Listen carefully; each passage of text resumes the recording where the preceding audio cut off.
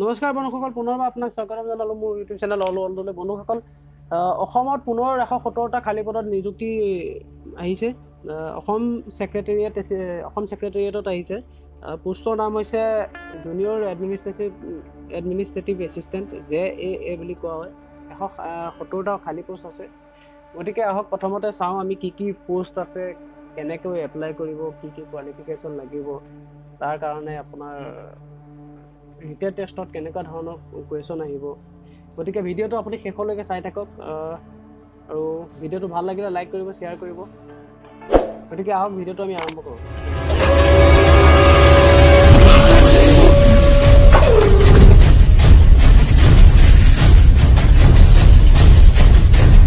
বন্ধুসকল, government of Assam secretariat administration department, Tezpur, Guwahati. আপোনাৰ এডভাৰটাইজমেণ্টৰ নাম্বাৰটো হৈছে এছ ব্লকৰ ভিতৰত E179/2018/96, 24 তাৰিখে ওলাইছিলে ইয়াৰ ভেকেঞ্চিটো।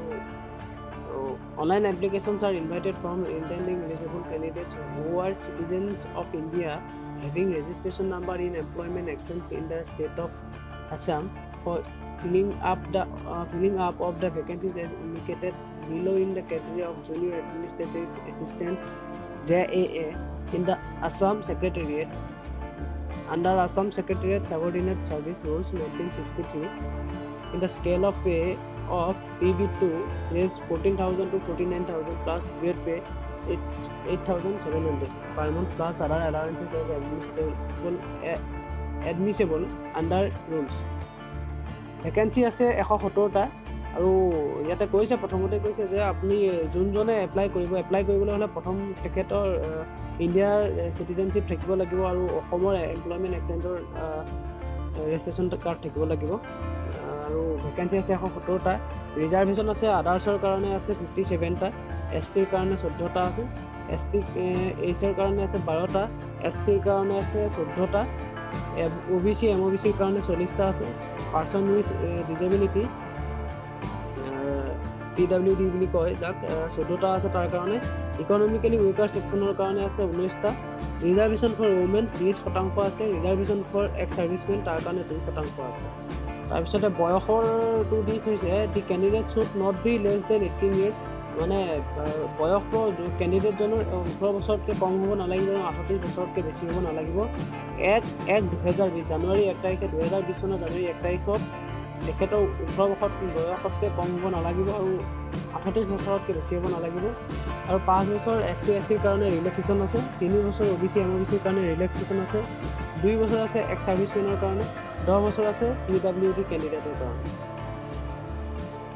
আৰু the age limit of the candidate will be calculated on the basis of the matriculation SSLC admit card certificate issued by government recognized board council.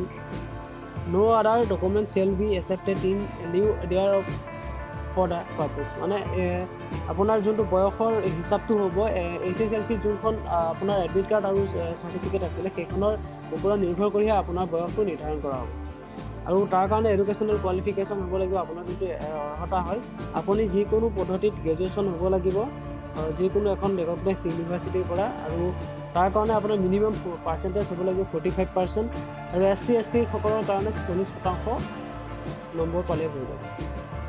আৰু দ্বিতীয়তে আছে যোনজন কেণ্ডিডেটজনে কমেও 6 মহীয়া এখন কম্পিউটাৰ চাৰ্টিফিকেট থাকিব লাগিব, আৰু তেখেতক word processor, spreadsheet, presentation, graphics, concept of database, internet আৰু ইমেইল এইকেইটাৰ ওপৰত সম্যক জ্ঞান থাকিব লাগিব। সিমানেই আছে আপোনাৰ কোৱালিফিকেশ্যন। তাৰপিছতে আছে নোট এটা দি থৈছে, the decision of the secretariat administration department as to the eligibility of otherwise of the candidate for administration to be examination shall be final. আৰু ইয়াতে আপোনাৰ যোন চিলেকশ্যনত আপুনি এই তলৰ চিলেকশ্যনকেইটাতে আপুনি পাৰ কৰিব লাগিব, তেতিয়া আপুনি এজন জুনিয়ৰ এডমিনিষ্ট্ৰেশ্যনত আপোনাৰ ছেক্ৰেটেৰিয়েট এডমিনিষ্ট্ৰেশ্যনত আপুনি জইন কৰিব পাৰিব, বা তাহলে আপুনি উত্তীৰ্ণ হ'ব, আপোনাক ফাইনেল কৰা হ'ব। মোড অফ চিলেকশ্যন, আপোনাৰ চিলেকশ্যনৰ মোড আছে the candidate whose applicants are accepted যাৰ will be required to appear in the objective type written test to be held in the district headquarters of Assam. A date to be notified later on.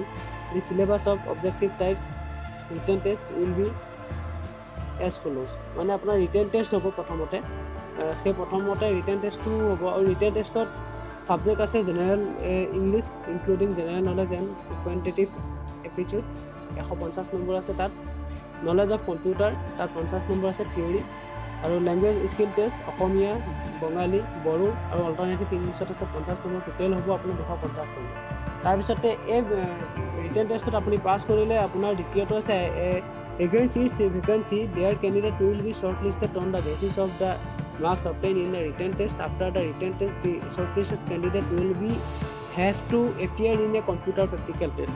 মানে আপোনালোকে যদি প্ৰথমতে যোনটো written টেষ্টটো পাছ কৰে সেই written টেষ্টৰ ওপৰত আপোনালোকৰ এখন মেৰিট লিষ্ট বনাব আৰু সেই মেৰিট লিষ্টৰ ওপৰত নিৰ্ভৰ কৰি আপোনাক কম্পিউটাৰ যোনটো প্ৰেক্টিকেল টেষ্ট হয় সেই কম্পিউটাৰ প্ৰেক্টিকেল টেষ্টটো কৰিব লাগিব আৰু কম্পিউটাৰ প্ৰেক্টিকেল টেষ্টৰ নম্বৰ আছে 50 নম্বৰ আৰু সেই কম্পিউটাৰ প্ৰেক্টিকেল টেষ্টটো পাৰ কৰাৰ পিছত আপোনালোকে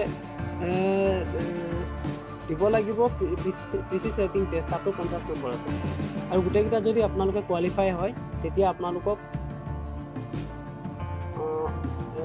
আপোনালোকৰ ফাইনেল হিচাপে ধৰা হ'ব হাউ টু এপ্লাই আপোনালোকে এপ্লাই কেনেকৈ কৰিব candidates R required two apply in prescribe from through online mode only আপোনালোকে অনলাইন মোডৰ পৰা অনলাইনৰ দ্বাৰাহে আপোনালোকে এপ্লাই কৰিব পাৰিব instructions for filling up escape online form আৰু তাৰ ৱেবছাইটটো হৈছে www.recruitmentstd.in মই ডেছক্ৰিপশ্যনতো মই ইয়াৰ লিংকটো দি দিম আপোনালোকে তাৰ পৰাও ল'ব পাৰিব আৰু এই এডভাৰটাইজমেণ্টটো মই ডেছক্ৰিপশ্যনতে দি আছোঁ আপোনালোকে তাৰ পৰা ডাউনলোড কৰি ল'ব পাৰিব বিফৰ এপ্লাইং অনলাইন এপ্লিকেশ্যনছ আপোনালোকে অনলাইন এপ্লিকেশ্যন কৰাৰ আগত তলত এই বস্তুকেইটা আপোনালোকৰ প্ৰয়োজন হ'ব এই লেটেষ্ট পাছপোৰ্ট চাইজ ফটোগ্ৰাফ আপোনালোকক এখন পাছপোৰ্ট চাইজ ফটোগ্ৰাফ থাকিব লাগিব admit card certificate of SSLC examination admit card আৰু SSLCৰ এডমিট কাৰ্ড আৰু চাৰ্টিফিকেটখন থাকিব লাগিব graduation certificate and marksheet graduation আপোনাৰ গ্ৰেজুৱেশ্যনৰ চাৰ্টিফিকেট আৰু মাৰ্কশ্বিট লাগিব